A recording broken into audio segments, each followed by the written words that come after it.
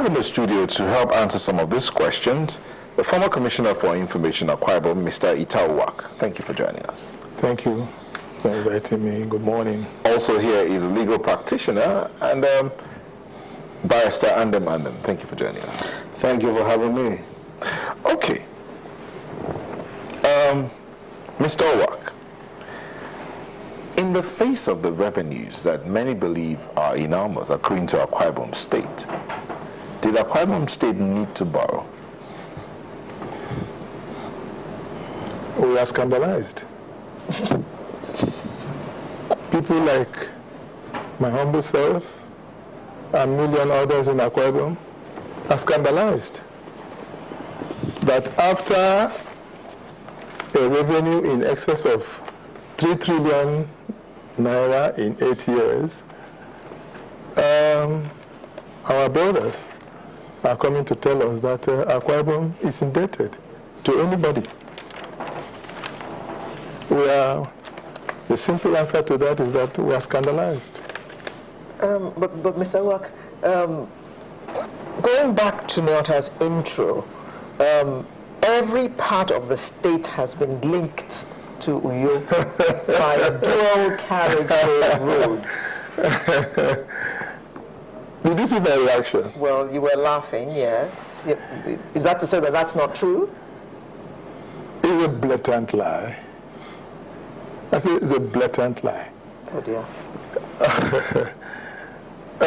In fairness to the last administration, in fairness to it, because whatever I say today will be what I will be judged by tomorrow. In fairness to the last administration, they managed to chalk up some redeemable developments within the Uyo metropolis. We have 31 local governments. All this obscene hyperbolization about uncommon transformation is restricted to Uyo metropolis, just a section, as a matter of fact, of just one local government. Well, you all have the best stadium in Nigeria. We are getting to that, my dear. Okay. Now, outside of Uyo metropolis, the only place where we have had this so-called uncommon transformation is a section called Ukarikon Twin. That is the hometown of my good friend Goswe Obrakabio in a senior local government. Outside of this, I challenge you, channel, to go to Akwa Ibom State and bring to people these roads, dualized roads that link all the 31 local governments in the state. You are talking about the dualized roads. Let me call our attention to one sordid event that happened in this regard. Between Ikoropene and Abak, I don't know if it is about 30 kilometers, we used to have a very, very deplorable federal government road. Immediately Godswill Akpabio came in 2007, he asked for that road not to only be reconstructed, but to be dualized, 4-laned. And then he came to Oro. I am an Oro man. And my hometown, my local government is Mbo. The same time he awarded that contract for the dualization of the one that sneaks through his own part of the place, he also awarded a contract from A1 to Etebi of less than 20 kilometers with about a 900-meter bridge. That road was awarded the same time with the other one in his own senatorial district until date. The A1 road is less than 30% complete. But in the name of the A1 road, we just discovered that tens of billions of naira has been siphoned from the Akwa Ibom State government in the name of construction of that road. That is where I come from.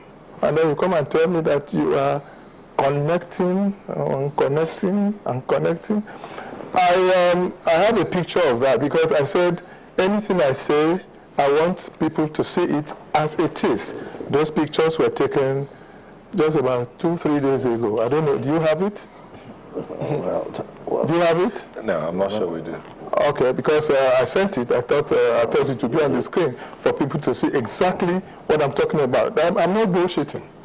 Okay, let's say, Mr. Andem, you're itching to react, Mr. Andem. Naturally, let me say this. The scandalization theory by my friend, mildly put, is an open advertisement of ignorance about financial matters. For you to say that you are scandalized that the state has borrowed, therefore showcases the limit of the information available to you in terms of financial management. It is a plus for a state or even an individual to qualify to borrow money at all in the first place. Hold on now, I'm coming. Second, Mr. Andem. It is a plus. It is a plus. But secondly, let me make a important comment before you continue. Okay.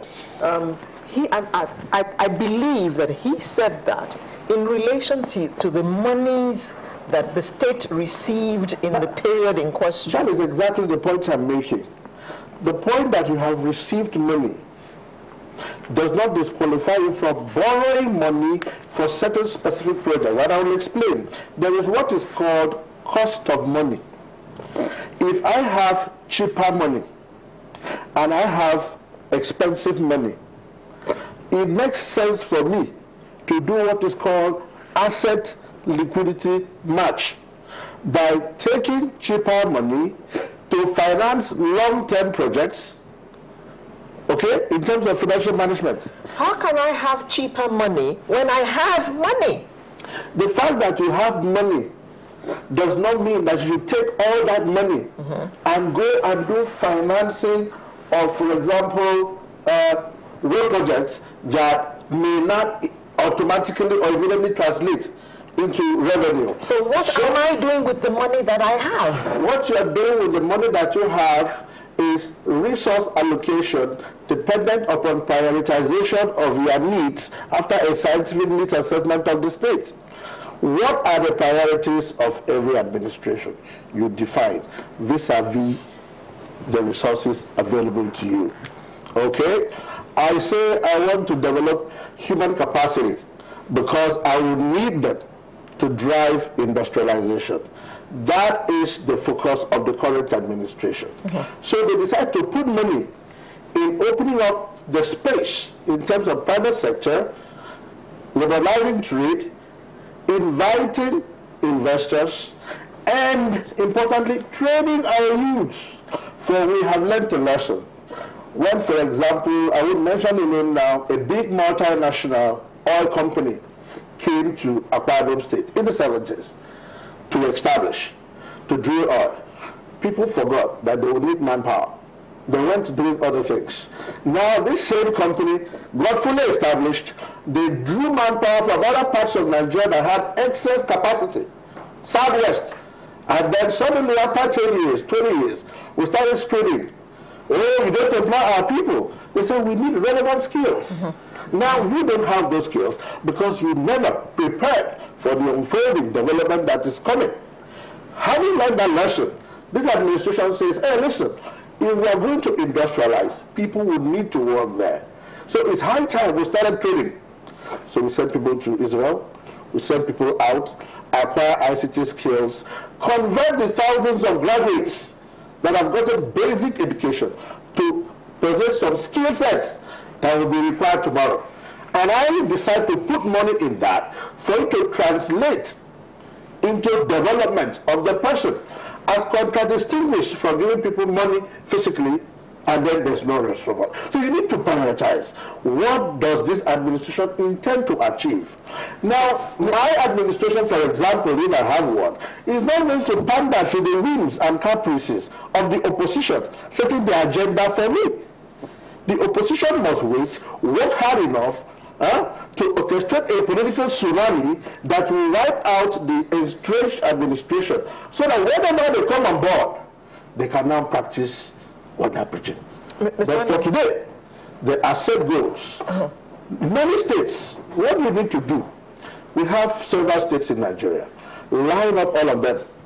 Show me one that has not borrowed. Why? Is it that they don't receive revenue? Secondly, and more importantly, comparatively, what is the debt ratio? There's what is called leverage ratio. Leverage ratio means your ability to attract credit vis-a-vis your inflow. We are in Lagos State. It's public knowledge now. Okay? You can access it. It's in the public domain. That Lagos State is owing close to 500 million. Well, not because there is no inflow. Let's go and look at some specifics. Okay, let's look at, for instance, the Tropicana Entertainment Center. I have that information here. Yes. The contract was awarded in 2008. Yes. At the cost of supposed to be about 33 billion, okay. And the governor at that time said it would be completed by 2010. Yes. Now, this is 7 years after. This is now. And it's still not done. Who says? And estimated, well, I stand to be corrected here, the estimated amount spent already is 105 billion naira. Number one. That's way over 33 billion. Well, what is the source? Can you give me the credit of the source of that information? I am the source. Hold on. When you were asked your question in the morning, just a little bit, just be patient. It will soon come to you. The pendulum will soon oscillate to you. So we need to operate within defined parameters here.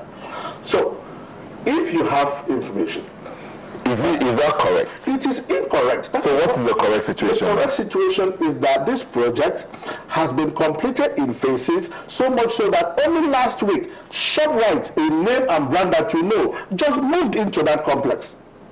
Will they come into a project that is incomplete? Everybody knows it's an international brand.